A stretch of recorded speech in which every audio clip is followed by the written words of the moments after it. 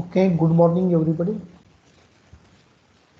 Today you want to discuss a topic on geographical information system.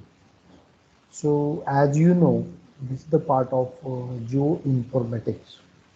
So today you want to look out about the geographical information, how this geographical information system is applied for the advanced surveying tool.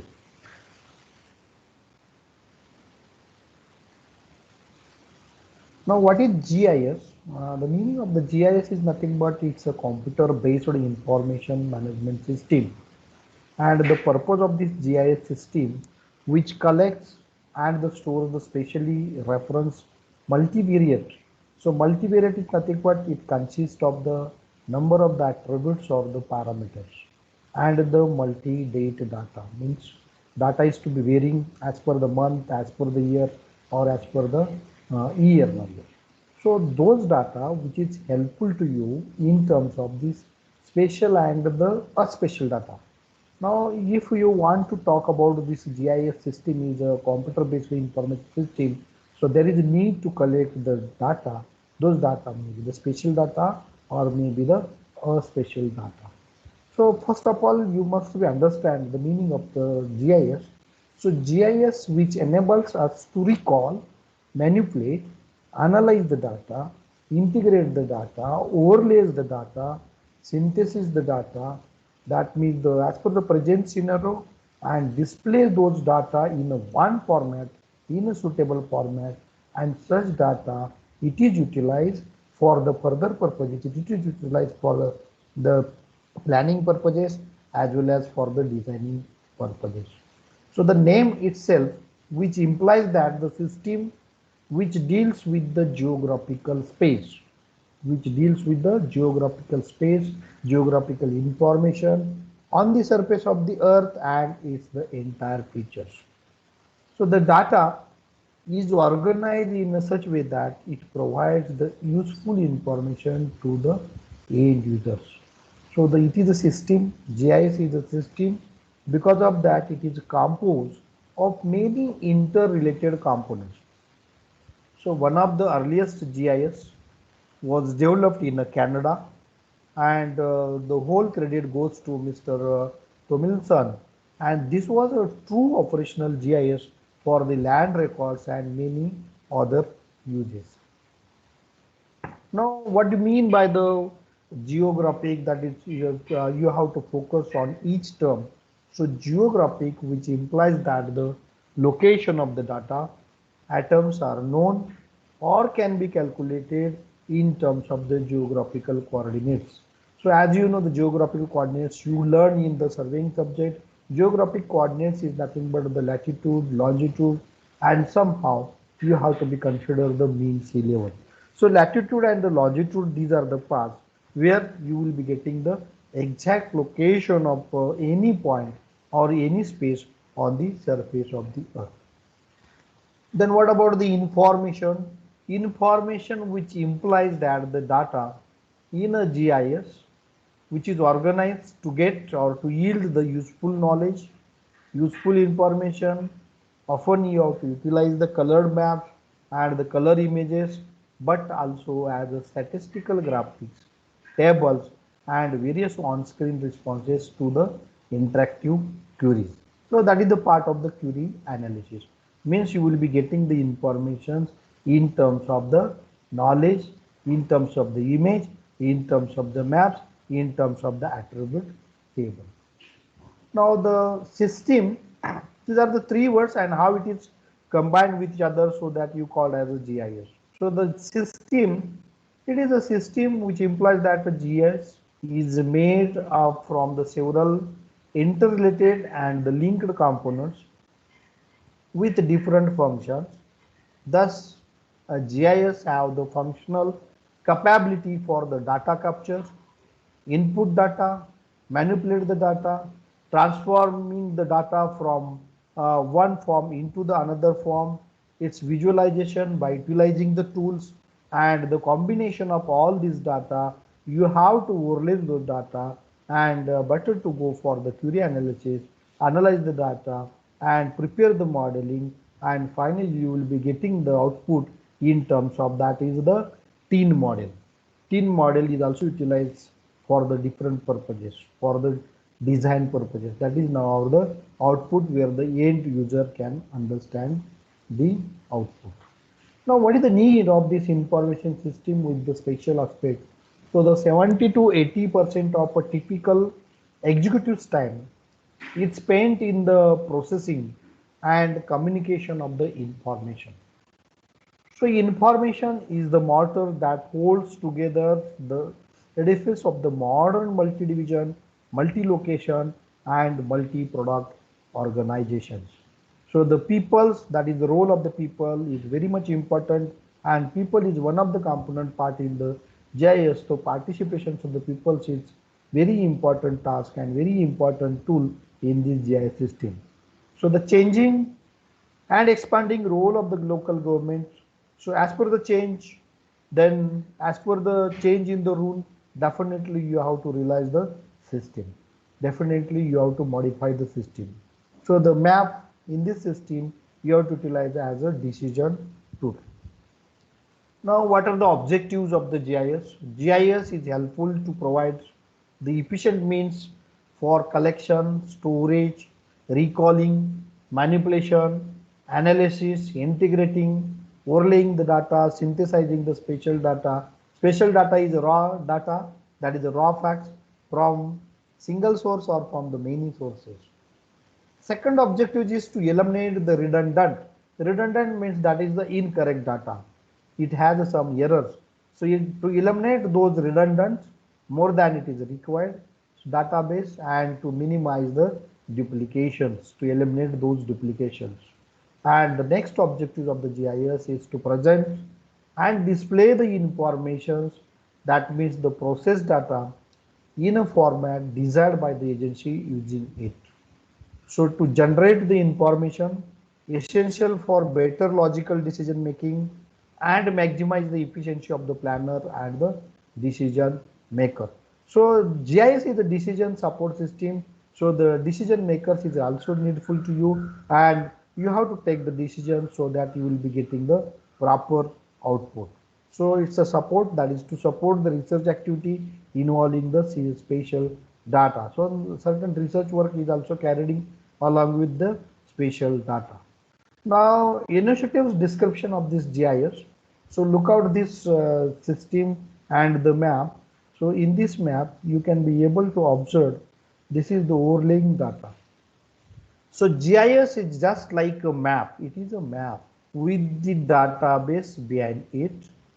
It is a virtual representation of the real world infrastructure. Real world infrastructure which represents as the information related to the road, related to the railway, related to the airport, related to the water distribution lines, related to the boundary, related to the digital line graphs, so which involves the hydrography, transportation, which related to the national land inventory, which is related to the land use pattern.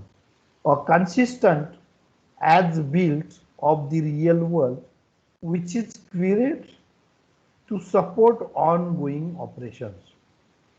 Analyze and summarize to support the strategic decision making and the policy formulation. And see how this data is to be overlaid in one platform where you will be getting the informations about this areas, boundaries, then the distribution lines, road lines, railway lines, transportation lines. So this is the map where it is to be generated in this GIS system. So the map is nothing but it's a graphical representation. It's one of the example, and in this example you have to look out. So what would be the urban percentage? Urban percentage can be distributed as per the states, and look out the different states. How the Pune is also located here, where the urban percentage is near about ranging from the 38.8 to the 100%. So similarly, you have to look out that is lowest area, that means the lowest urbanization where it is to be takes place, particularly in the Gadchiroli, then particularly in the Ratnagiri, also the part of the Sindhudurg. So that way you have to demarcate the maps now here, and those map is also useful in the GIS system. Now the database system is nothing but simply on Excel sheet. You have to prepare this data where this is a table, attribute table, where it gives the information about the town, village, then what, then levels, is it a district level or is it a Tahsil place, it is the village place, then name of that place, then either it is a rural area or the urban area. So that way you have to collect those information and you have to assemble those informations on a table. This is the attribute table. So this is the part of the database. Now in this GIS system you can be able to understand. So this is the map, where is the raw data, where the demarcation of the map, where you have to utilize the attribute table, and this is the way to represent any area in terms of the supports, in terms of the decision making system. Now the geographical information system, simply it has named as a GIS. In short, it is called as the GIS. So the GIS is also divided into the two categories, geography and the information. So on one side that is geographical information, and on the other side you collect the raw data or you collect the information. So geographical features may be the natural or the man-made features. You know, the for reservoir formation of the pond is a natural thing. Then look, formation of the stream is a natural thing, and man-made, where is the construction of the buildings, then construction of the canals, then construction of the dam is the part of this man-made structures. Now discipline contributing towards the GIS, see here, this is our the main task, main vision is towards GIS. So where the geographical is information is needed, mathematical and statistical where you apply there, cartographical map is also required. You apply the surveying, go for the surveying, that is a field work, then apply the advanced tools, that is the computer tools, that means the CAD, CAC and the computer software can be utilized. For example, in this GIS system, you can be able to utilize the Gram++ software, or you can be able to utilize the QGIS software, which is freely available.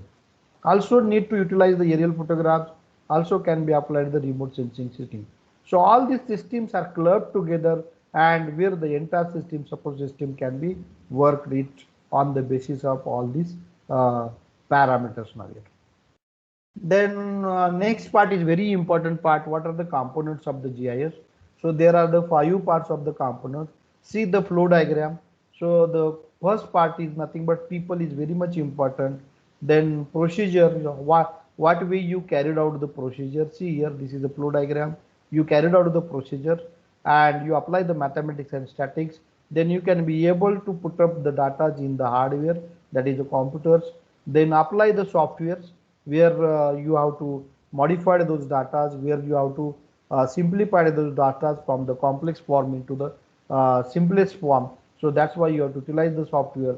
Also the one form of the data is converted into the another form. So for example, analogous data is needful to be converted into the digital form. So that's why you have to utilize the software. And the next process, this is the flow diagram where the data is to be generated, and you have to store those data into the floppy disk or into this hard disk now here. So this is the way again those data can be able to utilize people now. So this is a continuous cycle and it's a continuous process of this GIS.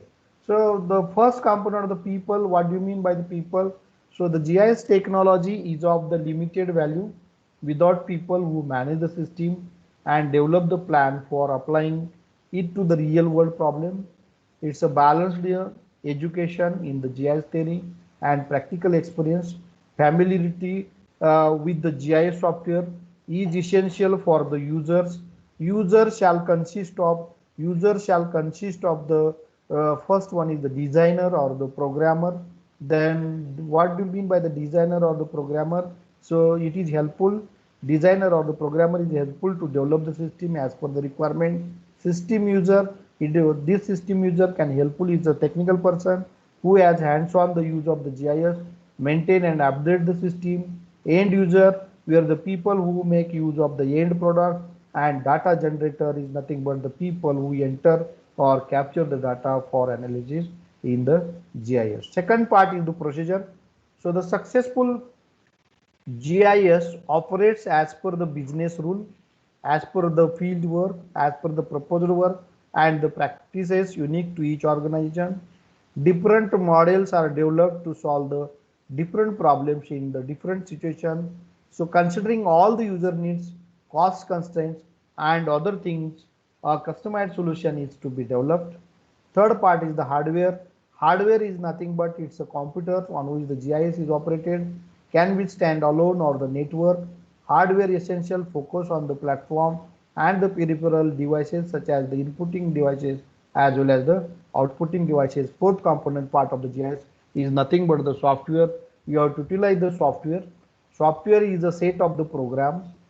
Program is the set of the instructions. Instruction is the order that needs to be given to a computer in order to get the particular job done from it. That is our outputs. So the GIS software provides the function and the tools needed to input, store, manipulate, analyze, and display the geographical information system. So the component parts of the GIS software is nothing but tools for the input and the manipulation. Database management system is nothing but DBMS, and tools to support the geographical query analysis and the visualization, and graphical user interface for easy access to the tools. And the last part is the fifth components of the GIS, that is the data. So data means the raw data. Data is the most important components of the GIS. Data can be divided into the two parts, that is a spatial data and the spatial data. Spatial data is called as the attribute data. So what about the spatial data? Spatial data is related to the space. It gives you the location or the position of an atom under consideration. See the photographs, that is the location on this map also given to you. Then what makes the data spatial? Grid coordinates, place name, latitude, longitude, postcode, distance bearing, description. This information is also required for the data spatial. So the spatial relationship among the map features are to be displayed on the map, and their significance must be interpreted by the map users. So the different features you can be understand it now in this today's exercise. You can be able to understand the meaning of this GIS as well as the what way the system is to be developed, what are the various component parts of the GIS system, and you can understand all these aspects nowadays. So today that is enough to you. I think you can understand it.